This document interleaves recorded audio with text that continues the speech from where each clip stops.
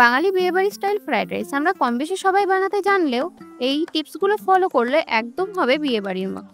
প্রথমেই হাঁড়িতে জল গরম করতে দিয়ে গোটা গরম মশলা, তেজপাতা, নুন আর সাদা তেল দিয়ে জলটাকে ভালো করে গরম করে নিয়ে আগে থেকে ধুয়ে ভিজিয়ে রাখা বাসমতি চালটা দিয়ে নিব।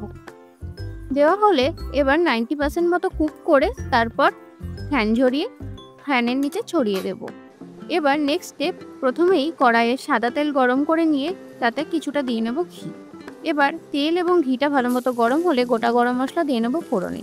এবার একে একে গাজর, বিনস, ক্যাপসিকাম আর শেষে কাজু কিশমিশ যেটা আগে থেকে ভিজিয়ে রেখেছিলাম সেটা দিয়ে বেশ কিছুক্ষণ ভেজে নেব, যতক্ষণ না সবজির কাঁচা ভাবটা চলে যায়।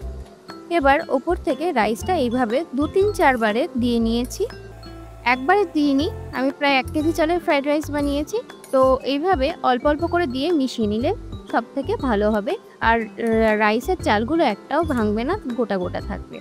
ভালো মতো মেশানো হয়ে গেলে ওপরে বেশ খানিকটা চিনি আর গোলমরিচ গুঁড়ো আর শাহি গরম মশলা দিয়ে আরও ভালো করে কিছুটা মিশিয়ে নেব। মেশানো হয়ে গেলে ওপর থেকে গাওয়া ঘি ছড়িয়ে কিছুটা রেস্টে রেখে ফ্রাইড রাইসটা একটু ঠান্ডা হলে গরম গরম পরিবেশন করো। ফ্রাইড রাইস চিকেন, মাটন, আলুর দম সবকিছুর সাথে দুর্দান্ত যাবে। কেমন লাগলো আমার এই রেসিপি জানাতে ভুলো না। ভালো লাগলে লাইক শেয়ার করে দিও। টাটা।